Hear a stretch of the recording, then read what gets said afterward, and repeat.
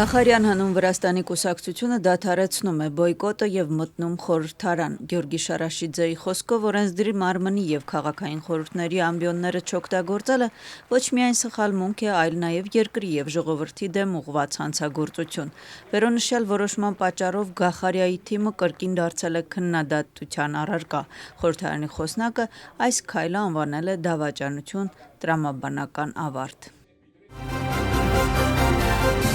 Քաղաքական դաշտն արձագանքում է Լյուքսեմբուրգում արտգործնախարարների արված հայտարարությունները։ Նիստից առաջ Եվրամիության առաջնորդներն ու անդամ պետությունների դիվանագետները նույնպես հայտարարություններ են արել լրատվամիջոցների համար։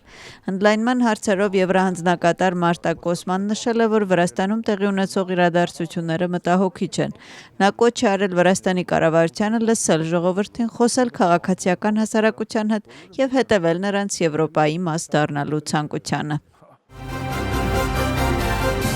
Ինչպես կշարունակվի Վրաստան-Գերմանիա հարաբերությունը։ Ընդդիմության մի մասը Գերմանիայի դեսպանին խորհրդակցությունների համար գերմանական կողմից հետ կանչելու հարցը անվանում է բացասական ու հայտարարում, որ վրացական երազանքը թևակողել է ռուսական ուղեծիր եւ նրանց նպատակն է մեկուսացնել Վրաստանը։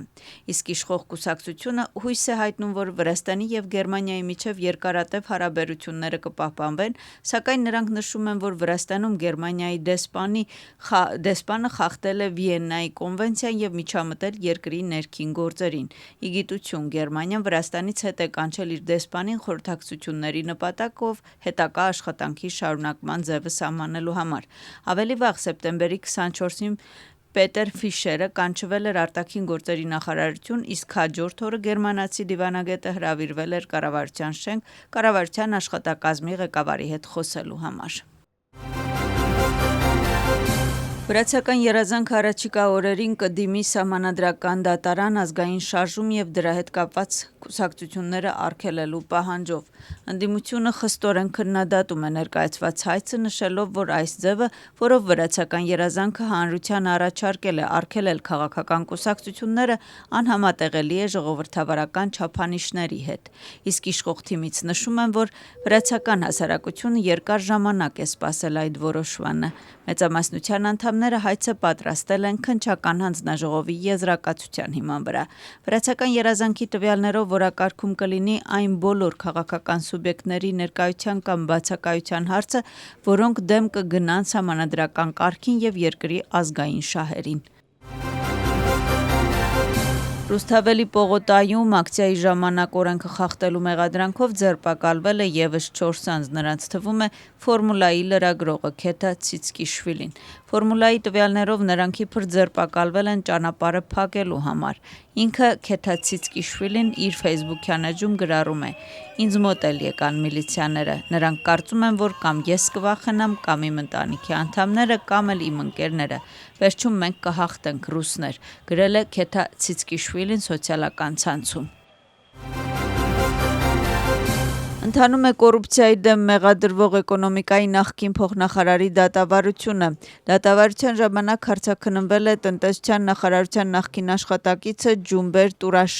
Տուրաշվելին, ով նշել է, որ 2 տարի աշխատել է էներգետիկ նախագծերի վրա Ռոմեո Միքաուտաձեի ղեկավարությամբ։ Հարցրել են, թե ինչ կապ է եւ հետաքրքրություն է ունեցել Ռոմեո Միքաուտաձեն ապագայի էներգիայի եւ Նախիդուրի հիդրոէլեկտրակայանի էներգետիկ նախագծերի հետ, ինչին վկան պատասխանել է, որ վերոնշյալ նախագծերը գոյություն են ունեցել մինչև Միքաուտաձեի դաշտում նշանակելը, պաշտոնում նշանակվելը եւ որ նախարարության աշխատակիցները գիտեին, որ վերոնշյալ նախագծերը պատկանում են Միքաուտաձեին։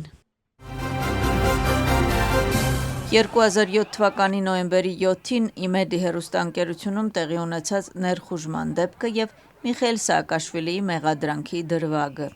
Դատավարության ընթացքում հարցաքննվել է ԻՄԵԴ-ի հեռուստաընկերության աշխատակիցը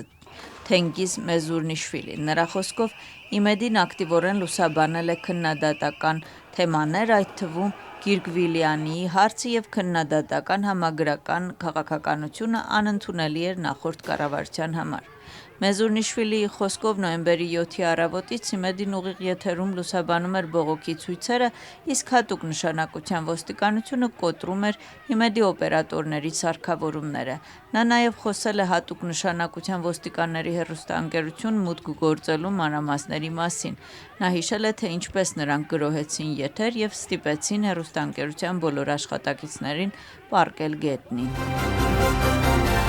Վրաստանի վարչապետը հանդիպել է Գերմանիայում և Չեխիայում Վրաստանի նորանշանակ արտակարգ և լիազոր դեսպանների հետ։ Կառավարության ղեկավարը շնորհավորել է նրանց դիվանագիտական առաքելության մեկնարկի կապակցությամբ և մաղթել հաջողություններ։ Գերմանիայում Վրաստանը ներկայացրել է Ալեքսանդր Կարտոզյան, իսկ Չեխիայում Ռուսլան Աբաշիձեն։ Ալեքսանդր Կարտոզյան տարբեր տարիներ աշխատել է որպես կրթության նախարար Վրաստանի խորհրդարանի ազգային գրադարանի տնօրեն։ Նա զբաղեցրել է առաջատար ակադեմիական պաշտոններ Վրաստանի պետական համալսարանում, եղել է նաև հետազոտող և դասախոսություններ ու սեմինարներ է կարդացել Բերլինի, Ֆրանկֆուրտի և Բրեմնի առաջատար համալսարաններում։ Ռուսլան Աբաշիձը մյուս կողմից տարբեր տարիների զբաղեցրել է հաշտեցման և քաղաքացիական հավասարության հարցերով պետական նախարարի առաջին տեղակալի և Աբխազիայի ինքնավար հանրապետության կառավարության նախագահի պաշտոնները։